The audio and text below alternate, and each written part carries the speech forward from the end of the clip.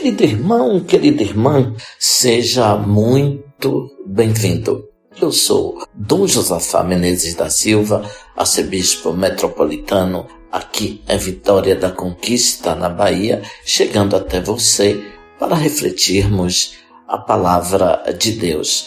Hoje são 15 de janeiro de 2023, celebramos o segundo domingo do tempo comum.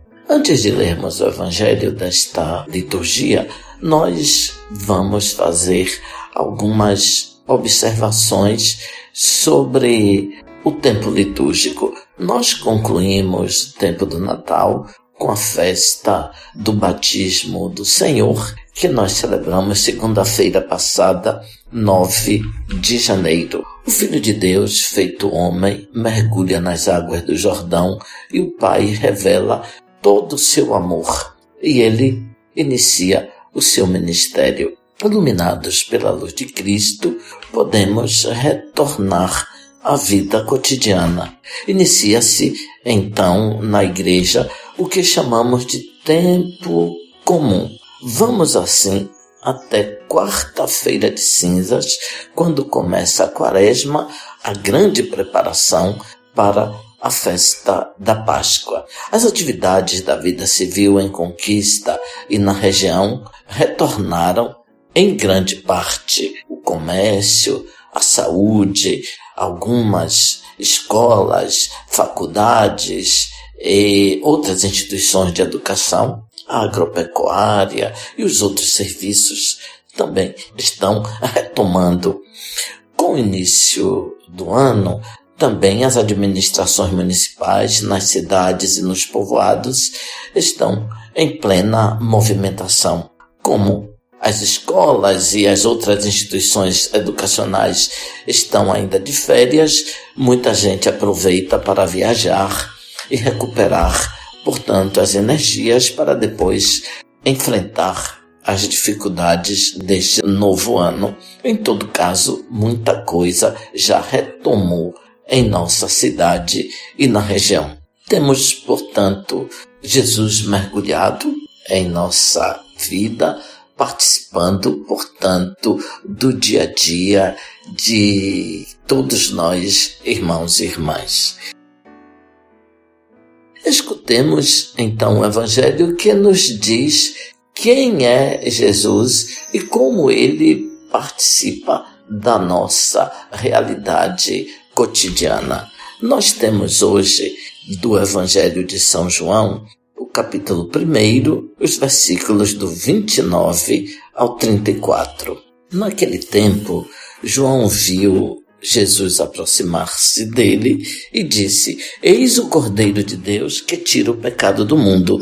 Dele é que eu disse: depois de mim vem um homem que passou à minha frente, porque existia antes de mim. Também eu não o conhecia, mas se eu vim batizar com água, foi para que ele fosse manifestado a Israel. João deu testemunho, dizendo: Eu vi o Espírito descer como uma pomba e permanecer sobre ele. Também eu não o conhecia, mas aquele que me enviou a batizar com água me disse: Aquele sobre quem vires o Espírito descer e permanecer, este é quem batiza com o Espírito Santo. Eu vi e dou testemunho. Este é o Filho de Deus. Palavra da salvação. A solenidade da Epifania do Senhor, a festa dos Reis Magos, como conhecemos, nós celebramos domingo passado e comemorou a manifestação do menino Jesus aos povos distantes, os que vieram do Oriente.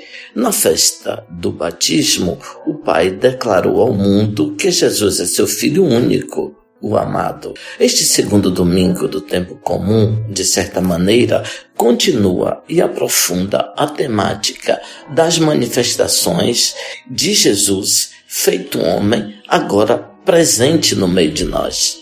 Antes de retomarmos as leituras contínuas de Mateus, o ano A traz um trecho do Evangelho de São João, do conjunto das afirmações que o quarto evangelista dedica a João Batista, o precursor de Jesus. Mateus, Marcos e Lucas narram o batismo de Jesus no início de seu evangelho. João, e o trecho de hoje faz parte desse conjunto, João dá um espaço amplo para o testemunho de João Batista, enviado por Deus para dar testemunho da luz. João não fala do batismo, mas fala então do testemunho de João Batista. A vida de João Batista suscita muitas interrogações, inclusive circula a ideia de que ele mesmo fosse o Messias. Uma delegação de sacerdotes e levitas é enviada para interrogar João a respeito de sua identidade e missão. E o Batista responde assim: eu não sou o Cristo, eu batizo com água, mas no meio de vós está alguém que vós não conheceis, do qual eu não sou digno de desatar as correias de suas sandálias. O trecho do Evangelho que lemos neste domingo está nesse contexto do testemunho que João dá a respeito de Jesus. Depois de dizer as palavras que disse aos sacerdotes e levitas, eis que diz o Evangelho, Jesus entra em cena. Naquele tempo, João viu Jesus aproximar-se dele e disse: eis o Cordeiro de Deus que tira o pecado do mundo. Com o prólogo e o testemunho explicativo de João Batista, os leitores então vão se preparando para compreender a missão de Jesus. O evangelista nos informa pela primeira vez da aparição do Filho de Deus. Diz que ele se aproxima e João então aproveita para dar testemunho a respeito de Jesus. Esse testemunho é muito importante. Efetivamente, a identidade verdadeira de Jesus não era muito evidente. Não bastava vê-lo para compreender quem era Jesus e o que ele veio realizar no meio de nós. João recebeu a missão de ser testemunha. João o faz diante dos sacerdotes e dos levitas e também diante, inclusive, dos discípulos de Jesus.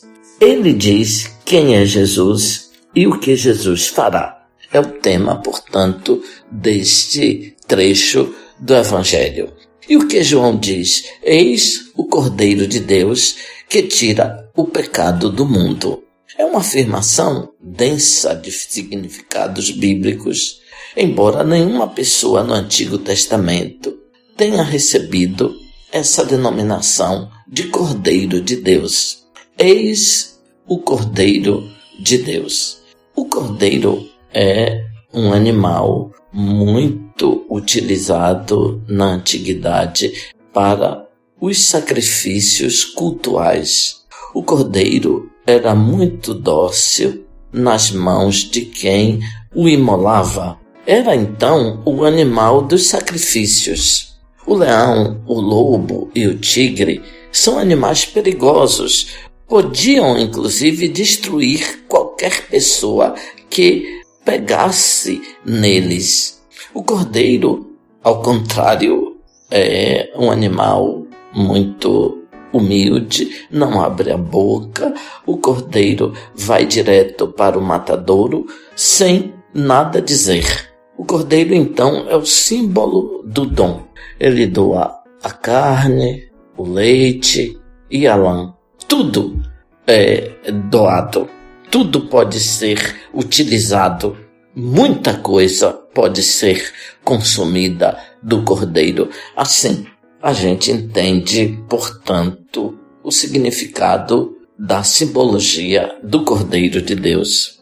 Com esse título, Cordeiro de Deus, se define a natureza da vinda de Jesus, sua relação com os homens e mulheres deste mundo, sua relação com Deus e sua obra em favor de todos nós. Jesus, então, não vem com poder deslumbrante, nem com um esplendor aterrador. Apresenta-se aos homens sem poder e sem violência.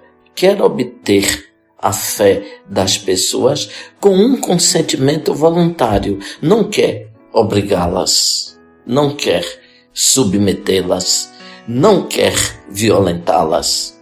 Enquanto Cordeiro de Deus, ele pertence completamente a Deus. Deus é o seu pastor. Precisamente por renunciar a toda violência, mesmo expondo-se a toda ela, encontra o seu amparo na solicitude de Deus, seu pastor. O Cordeiro que tira o pecado do mundo. Como podemos compreender tira o pecado do mundo? Essa expressão, ouvinte, tem significado bastante amplo. Tirar quer dizer carregar, tomar sobre os próprios ombros a realidade do pecado, retirá-la e jogar fora. João, portanto, condensa essas duas realidades. Jesus toma sobre si os pecados para jogá-los fora, cancelando-os de nosso meio e, ao mesmo tempo, iniciando um tempo de santidade verdadeira, instaurando entre os discípulos um estilo de vida completamente novo e completamente inédito no meio dos homens e mulheres deste mundo. Jesus é a imagem de Deus que veio morar no meio da humanidade para transformá-la a partir de dentro e declarar o início de um tempo novo em que o bem vence o mal e o pecado, então, é completamente destruído. Jesus compreendia João Batista. Jesus, segundo João Batista, assumirá todas as fragilidades, misérias, iniquidade dos homens e mulheres deste mundo e com humildade e mansidão, com o dom de sua vida, aniquilará tudo. Não eliminará o mal, concedendo uma espécie de anistia, de sanação. Vencerá, introduzindo no mundo um dinamismo novo, uma força irresistível, o seu espírito que conduzirá os homens e mulheres ao bem e à vida verdadeira. João conclui o seu testemunho a respeito de Jesus, dizendo: eu estava batizando e vi o Espírito descer e permanecer sobre ele.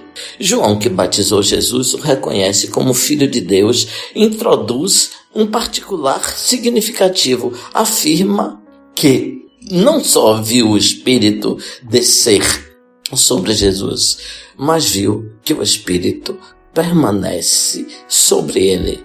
No Antigo Testamento se fala que o Espírito toma posse de certas pessoas, conferindo a elas a sua força, a sua determinação, a sua coragem, a ponto de torná-las irresistíveis.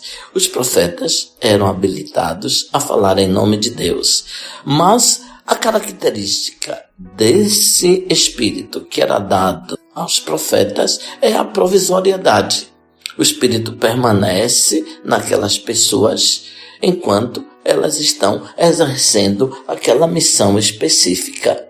Em Jesus, diz João Batista, o Espírito é estável, permanece de maneira duradoura. Então, ele batiza no Espírito, sendo Filho de Deus e vivendo desde a eternidade em comunhão com ele, sendo igual a Deus em dignidade, enquanto Cordeiro, Jesus tira o pecado do mundo e oferece, por meio do batismo no Espírito, a participação na própria vida divina com o Pai. Assim, Jesus tira o pecado do mundo, fazendo com que as pessoas sejam introduzidas através do Espírito no mundo de Deus, na vida divina.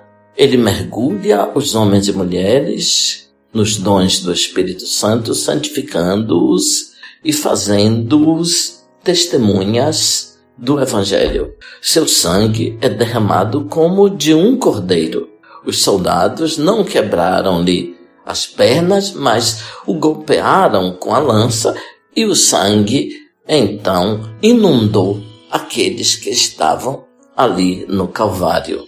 Quando durante a paixão Jesus não somente perdoa, mas quer tirar o pecado do mundo, eliminar, extirpar o mal. O pecado não é eliminado se alguém não o carrega e joga fora. Quando durante a paixão disseram todo tipo de coisa contra Jesus, ele não negou o que as pessoas acusavam e não se defendeu. Ele assumiu voluntariamente os pecados que eram dos outros, que eram nossos, para poder retirá-los e destruí-los. Jesus absolve os pecados na humildade, na docilidade, na inocência, doando-se gratuitamente pelos homens e mulheres deste mundo. A violência que suja de sangue as nossas cidades, as cadeias que são um viveiro do crime, a droga que dizima a juventude, a corrupção que destrói os recursos públicos, privando as populações dos benefícios da saúde, da segurança, as guerras que estão destruindo os tecidos das nações, impedem pelo mundo inteiro que milhares de seres humanos tenham vida mais feliz. A crise dos valores fundamentais, como o respeito à vida dos outros, o espírito de sacrifício, a solidariedade com os mais pobres e o sentido da família, esses valores estão todos em crise.